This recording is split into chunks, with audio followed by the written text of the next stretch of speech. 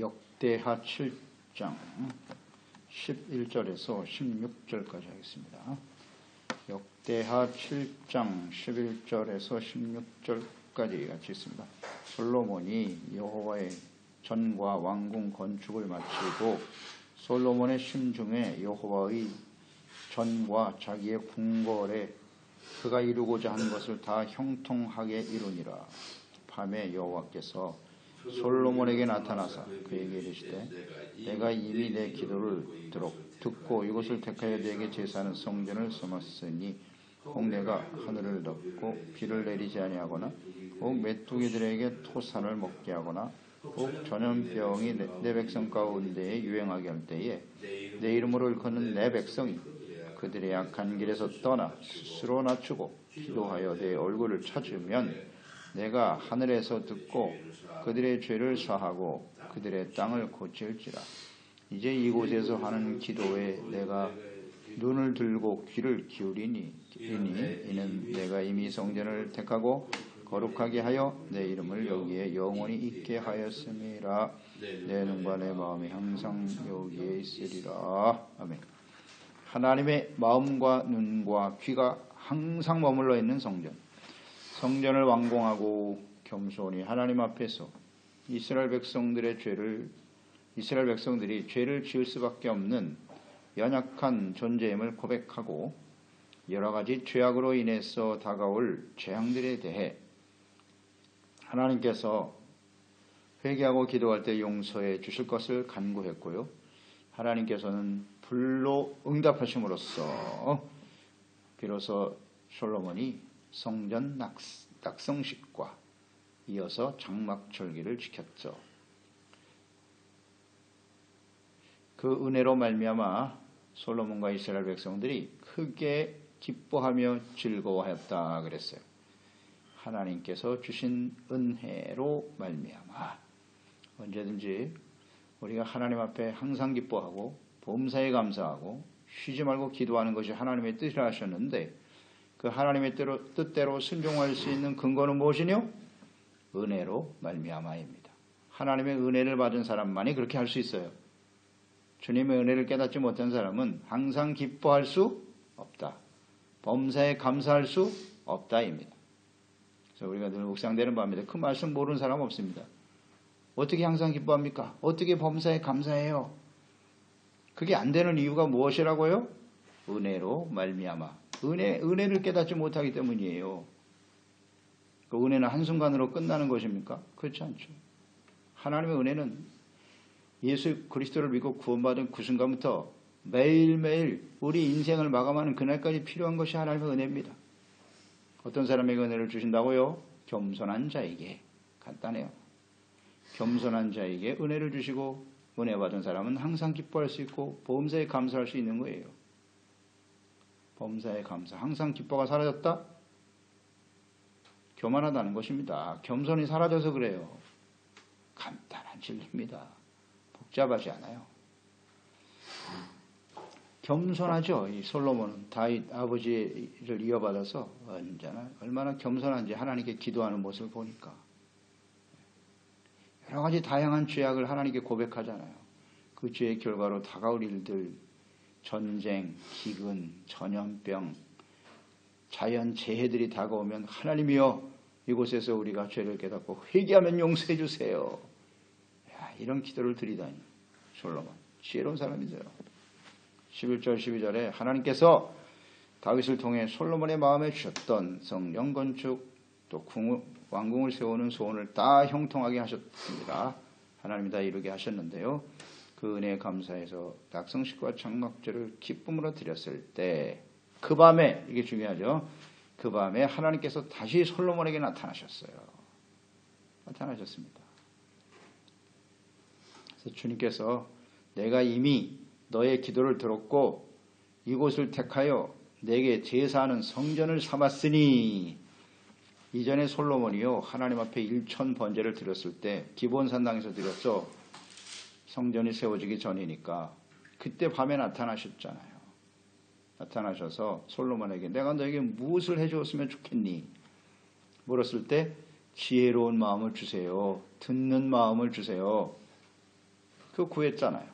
하나님이 너무 기뻐하셔가지고 구하지 아니한 부와 재물, 영광 다 주셨어요. 주셨습니다. 성전을 이렇게 건축하고 하나님 앞에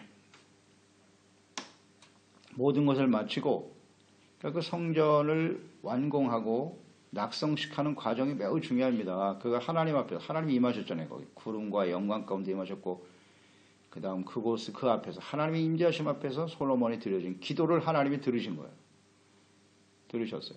그러니까 처음 나타나셨을 때 그가 하나님을 일천번제를 드린 것은 하나님을 사랑했기 때문이라 그랬고 무엇을 구했느냐 했더니 지혜로운 마음을 구했단 말이에요. 선악을 분별하게 하셔서 이 백성들을 올바로 재판하게 하시고 하나님의 의의 나라, 의의 백성이 되게 해주세요. 이게 솔로몬의 마음이었거든요.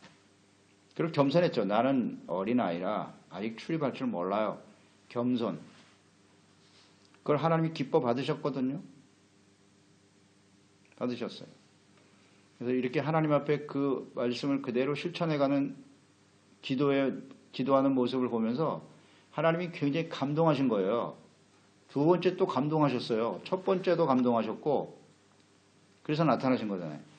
두 번째, 솔로몬이 성전을 세우고 이렇게 겸손하게 기도하는구나. 감동해서 또 나타나신 거예요. 나타나셔서 주님께서 말씀하신 거죠.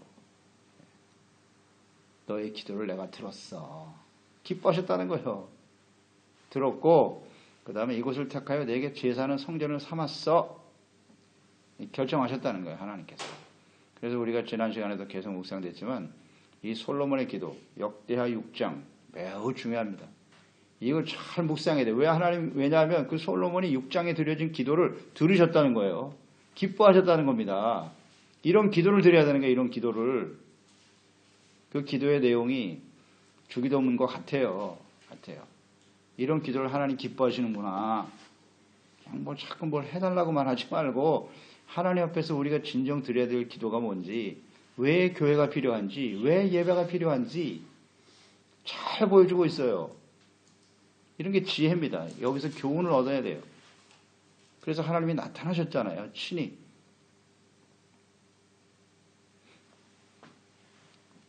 하나님께 기도했던 내용.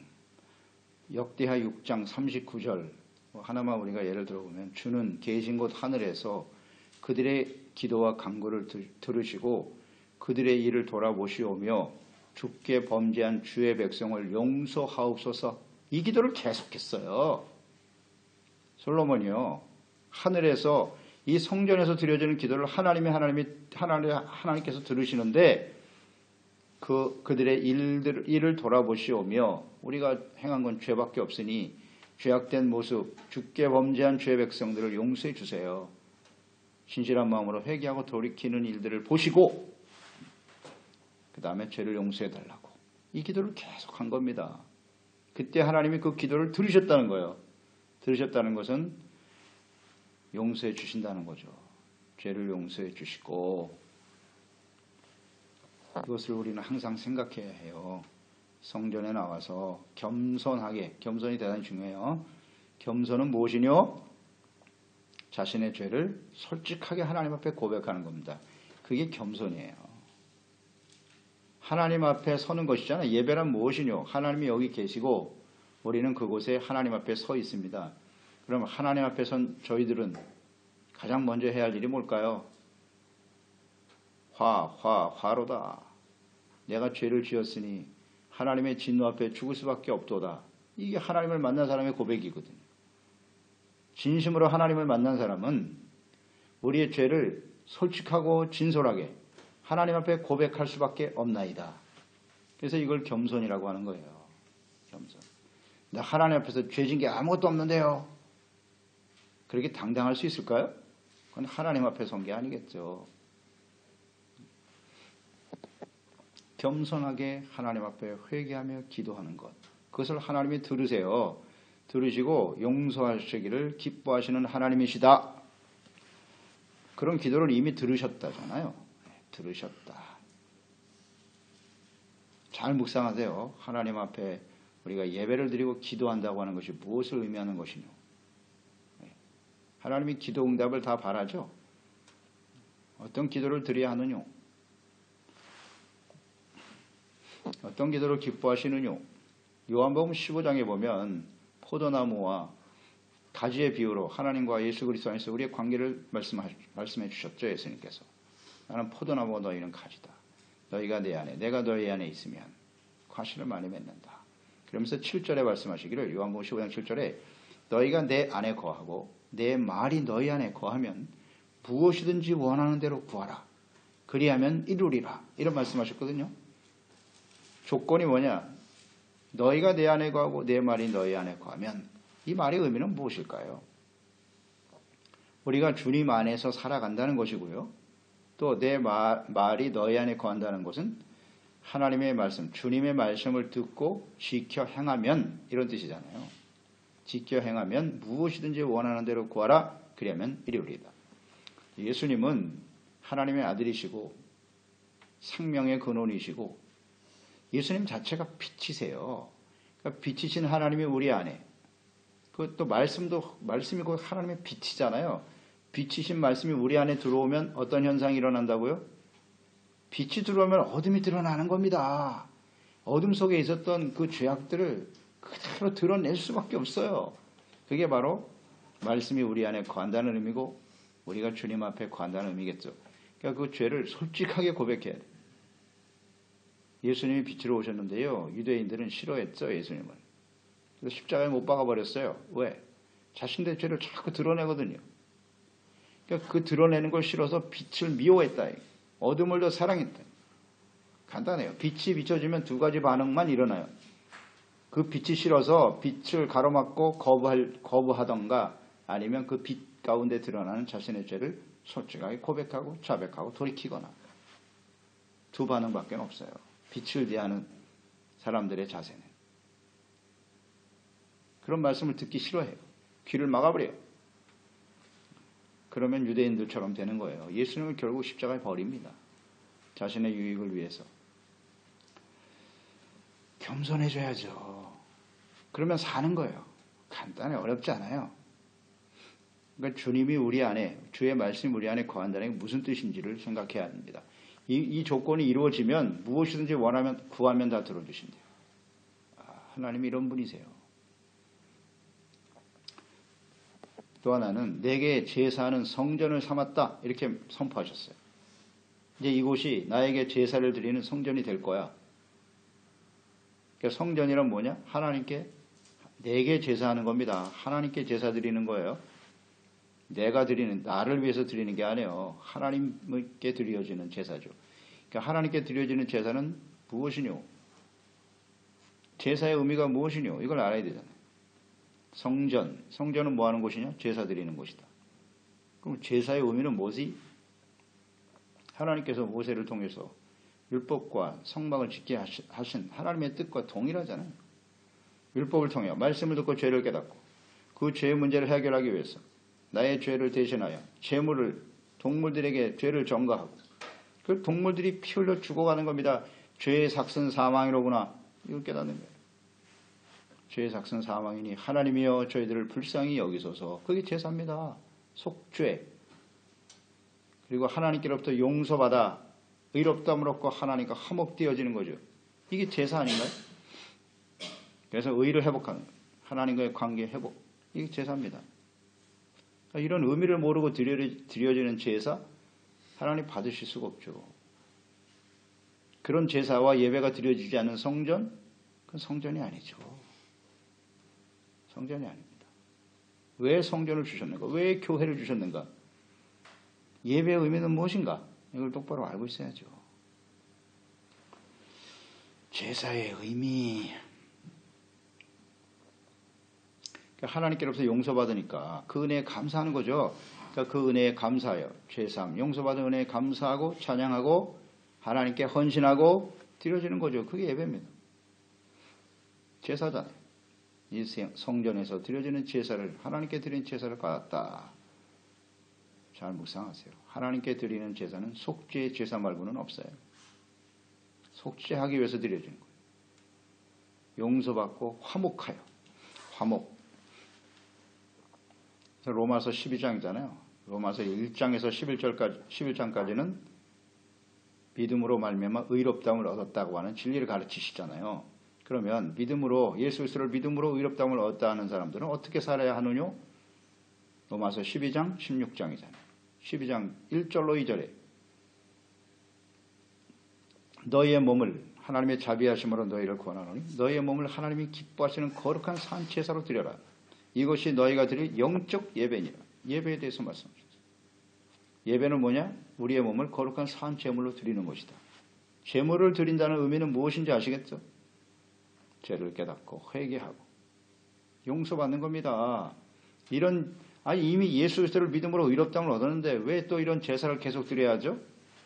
우리가 온전하지 못하잖아요. 그러니까 온전한 제사와 예배가 계속 필요한 거예요. 그리고 2절 말씀으로 이어지죠. 너희는 이 세대를 본받지 마라. 악한 세대죠. 어둠으로 가득하죠. 오직 마음을 새롭게 하여 변화를 받아 하나님의 선하시고 기뻐하시고 온전하신 뜻이 무엇인지 분별하도록 하라. 분별해야죠. 하나님의 뜻을. 그래서 잘못된 것을 하나님께 고백하고 드려지는 온전한 제사와 예배. 이것이 하나님의 은혜 받은 사람들이 해야 할 일이에요. 그게 교회입니다. 그것이 온전한 예배입니다. 예배입니다. 의미를 알아야죠. 이런 기도와 예배를 솔로몬이 드렸단 말이에요. 그러니까 하나님이 너무 기뻐 받으신 거예요. 그걸.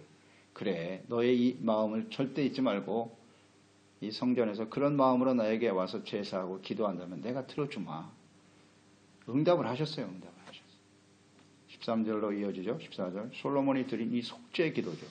백성들의 죄를 인하여 다가오는 하나님의 징계의 심판, 기근, 전염병 이런 각종 죄 등으로 고통당할 때 그 기도를 드렸잖아요. 솔로몬이. 그러니까 하나님이 그대로 응답하셨어요. 14절에 내 이름으로 일컫는 내 백성이 이 모든 시련과 어려움을 당할 때 악한 길에서 떠나 스스로 낮추고 기도하여 내 얼굴을 찾으면, 언제나 조건절이에요. 찾으면 내가 하늘에서 듣고 그들의 죄를 사하고 그들의 땅을 고칠지라. 이 14절 말씀 우리가 잘 아는 말씀이죠. 매우 중요하고요. 내 이름으로 일컫는 내 백성이에요. 우리는 하나님의 백성이라는 게 얼마나 영광스럽습니까? 하나님의 우리를 하나님의 백성, 하나님의 자녀로 인정하신다는 건 너무 복된 일이죠. 내 이름으로 일컬어지는 그랬잖아요. 그러니까 우리는 하나님의 이름을 가진 사람들이에요. 하나님의 자녀. 하나님의 이름이 우리 가운데 있잖아요. 크리스찬, 그리스도를 따르는 사람들, 그리스도가 우리 안에 들어있어요. 우리 자신을 보면 사람들이 하나님과 예수 그리스도를 볼 수 있어야 되는 거예요. 그렇게 일컬어지잖아요. 사람들에게. 그런 나의 백성이다. 소중한 일이죠. 그런 사람들이 우리가 계속 묵상됐지만 그런 하나님의 자녀와 백성들이 왜 전쟁으로 멸망을 당하고 기근이 찾아오고 전염병이 돌아서 수많은 사람이 죽어가나요? 그 이유가 무엇이죠?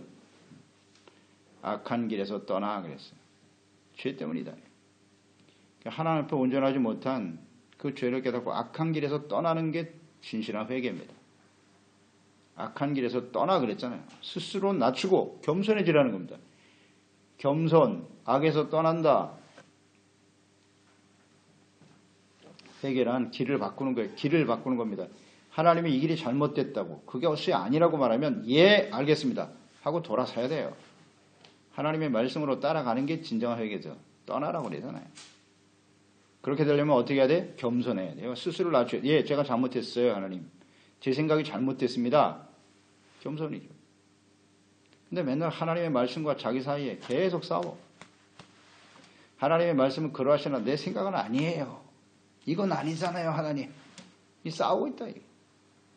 그건 진정한 회개가 아닙니다. 그런 상태에서 내가 뭐 하나님 앞에 잘못했다고 아무리 얘기하지만 그건 회개가 아닙니다. 겸손한 거예요. 자기를 낮춰. 네, 제가 잘못했어요. 주님의 뜻대로 갈게요. 그렇게 되면 죄를 깨닫고 돌이킬 때 내 얼굴을 찾으면 그랬잖아요. 낮추고 기도하여 내 얼굴을 찾으면 이게 연결이 되어 있네요. 하나님의 얼굴을 찾는다고 하는 게 무슨 뜻인지 알겠죠? 죄를 버리는 겁니다. 그러니까 죄를 선택하는 순간 이렇게 하나님께 등을 돌리는 거예요. 등을 돌리는 거라고요. 그러면 그 자체가 어둠이라고 그랬죠. 하나님은 빛이시고요. 하나님과 우리가 이렇게 바른 관계에 있으면은 빛 가운데 드러나는 죄가 막 나타나거든요. 그걸 하나님 앞에 낮추고 예 잘못했습니다 하고 회개하고 하나님께 나가야 되는데 싹 등을 돌려버린다고. 등을 돌리면 그때부터 어둠이에요. 내가 죄악을 선택하는 거예요. 그러니까 하나님께 얼굴을 돌리는 것이 진정한 회개입니다. 아멘. 하나님의 얼굴을 찾는다는 게 무슨 뜻이냐고요 도대체. 뜻을 알아야죠. 무조건 나와서 예배드리고 기도한다고 해서 다 하나님의 얼굴을 구하는 것인가요? 아니거든요. 하나님의 말씀이 아니라면 예 하고 받아들여야죠. 제가 주님의 말씀대로 갈게요 하나님. 그렇지 못한 우리의 모습 때문에 막 안타까워하고 이런 게 하나님의 얼굴을 찾는 거 아니겠어요? 그렇게 찾으면 그랬잖아요. 이게 전제 조건이 되면 하늘에서 듣고 이 성전에서 오늘 우리의 몸이 교회도 성전이지만 우리의 몸도 성전이라고 그랬잖아요. 이곳에서 하나님 앞에 진실한 마음으로 주님께 기도하면 하늘에서 들으시고 죄를 사하고 그들의 땅을 고칠 것이다. 자, 이 과정을 잘 보세요. 이 순서를 우리가 하나님 앞에 진실한 마음으로 회개하고 돌이켜 기도하면 하나님께서 들으시고 그 다음에 죄를 사하시는 거예요. 죄를 사하실 때 어떤 일이 일어나요? 그 땅이 고쳐지는 겁니다. 땅은 우리 인생이잖아요. 우리 삶이지 않습니까? 이 과정을 정확하게 묵상해야 돼요. 그런데 이 과정을 다 생략하고 하나님 내 땅을 고쳐주세요. 내 인생을 새롭게 해주세요. 변화시켜 주시옵소서. 아무리 여쭤봐야 소용없어요. 하나님의 뜻대로 되는 거예요. 모든 것이 하나님의 말씀과 뜻대로 되는 거예요.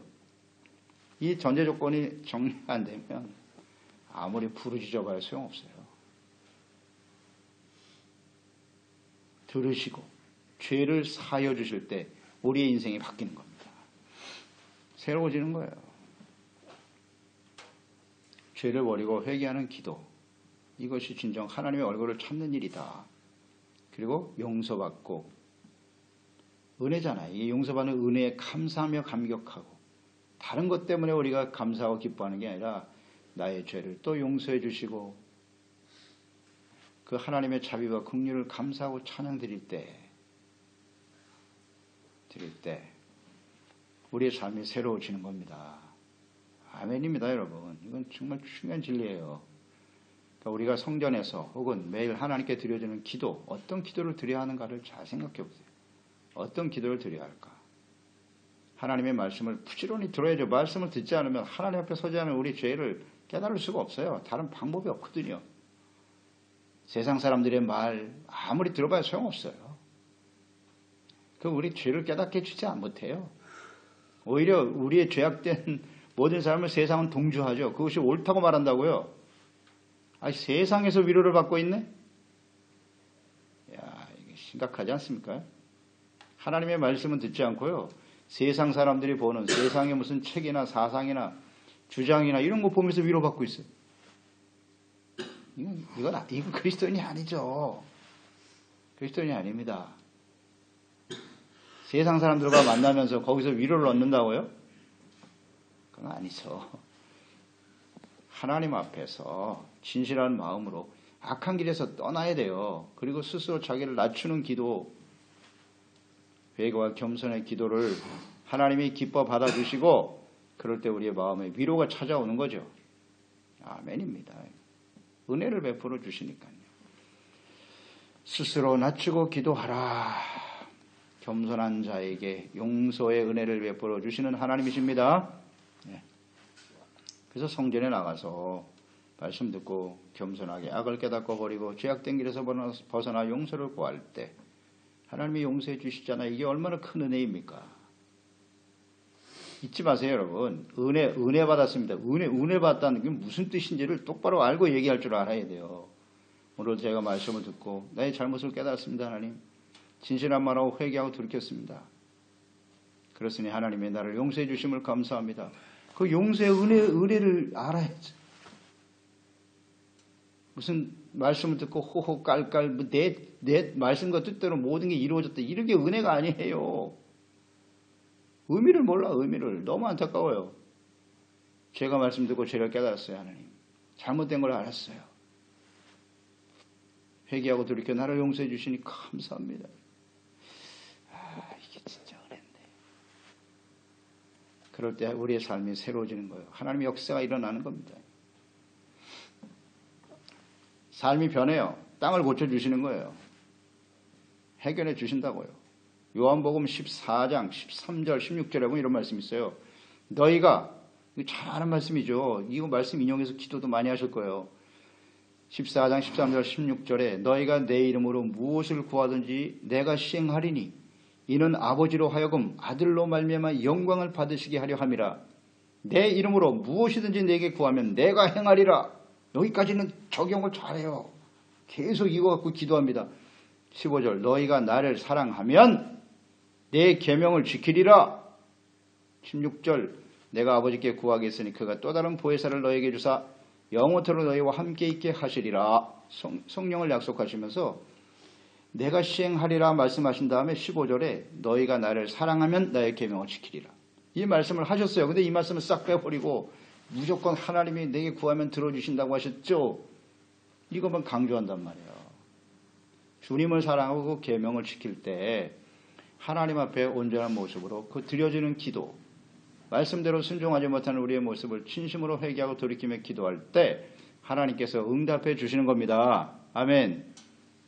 이거 모르면 안 돼요. 무조건 기도한다고 사람이 다 들어주시느냐? 그렇지 않다니까요. 알고 기도해야지, 알고. 그러니까 우리 힘으로 안 되니까 보혜사 성령을 보내주신다고 약속하신 거예요. 그래서 성령이 오시면, 성령은 진리의 영이시죠. 진리는 하나님의 말씀이에요. 예수 그리스도이십니다.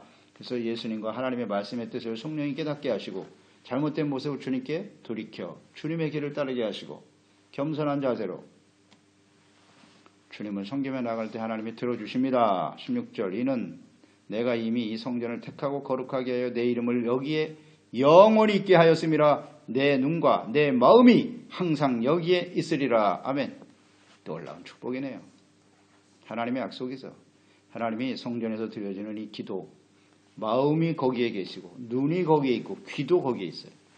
이곳에서 드려지는 기도, 예배 다 보고 계세요. 하나님이 다 듣고 계시고 항상 영원히 이곳에 있을 것이다 약속하셨으나 그 전제 조건은 영원이란 말을 말씀하셨으니까 언제든지예요. 하나님께 죄를 버리고 진실한 마음으로 겸손한 자세로 기도하며 간구하고 나오면 하나님이 여기 계시겠지만 그 다음에 우리가 묵상하게 될 거예요. 영원한 약속을 주셨지만 이스라엘 백성들이 하나님의 진실한 제사와 예배를 드리지 않고 죄악 가운데 행하며 드려지는 기도와 예배는 받으실 수가 없다. 이것을 언제나 잊지 말아야 돼요. 내 마음이 그랬잖아요. 내 마음이 이곳에 있다.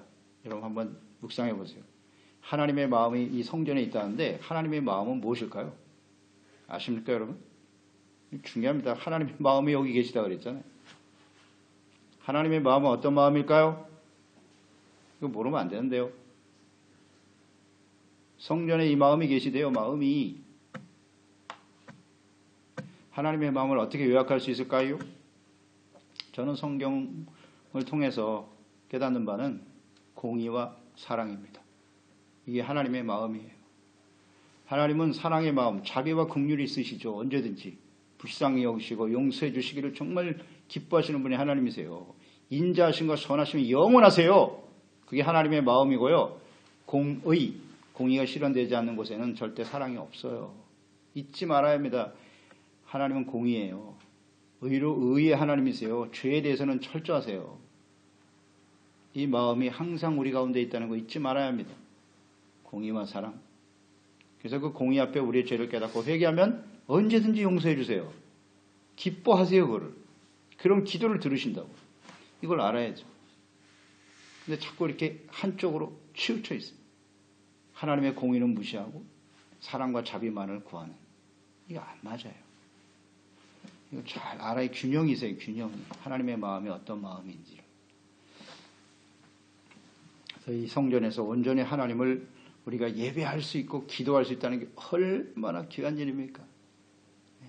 이걸 감사히 여기고 진실한 마음으로 예배와 기도를 드릴 수 있는 저희들이 되어야 하겠습니다. 하나님 아버지, 솔로몬이 성전을 봉헌하고 그곳에 하나님이 임재하여 계셨을 때 이스라엘 백성들을 위해서 우리가 죄를 짓지 아니할 수 없는 사람들입니다. 우리가 죄로 인해서 여러 가지 시련과 어려움을 만날 때 이곳에서 하나님께 기도하며 간구하면 하나님이 우리의 죄를 용서해 주시라고 기도했더니 하나님이 그걸 받으셨네요. 그 기도를 너무 기뻐하셔서 다시 그에게 나타나셔서 약속하셨어요. 내가 나의 눈과 나의 마음과 나의 귀가 이 성전에 있을 거야. 영원히 함께 있을 것이고 이곳에서 드려지는 기도를 내가 들을 것이라고 또 용서해 주실 것이라고 약속하셨죠. 하나님, 그러나 우리가 우리 하나님은 우리의 마음을 감찰하시고 또 우리의 의도를 아시는 분이시기 때문에 형식적인 예배와 제사와 기도가 아니라 중심으로 하나님 앞에 나와 스스로 낮추고 겸비하여 악을 깨닫고 버리고 돌이켜 하나님의 얼굴을 구하고 기도하는 자들이 되어질 때 하나님은 우리를 용서해 주시고 또 하나님과 화목하게 하시고 하나님과 함께 하시는 그런 하나님의 모든 약속들이 우리 땅을 새롭게 하시고 우리 삶을 변화시키는 하나님의 약속이 이루어질 것임을 감사드립니다. 이 말씀을 붙들고 오늘날 예수 그리스도 안에 계시죠. 진리의 말씀 안에 계신 하나님께서 그리스도 문대인 교회 안에 우리의 드려지는 기도와 예배를 받으시고 우리의 주어진 인생 마지막 그 순간까지 주님 앞에 서는 그날까지 온전한 예배자로서 주님과 함께 동행하는 우리 모든 지체와 가족들이 되게 하소서. 예수님의 이름으로 기도드리옵나이다. 아멘.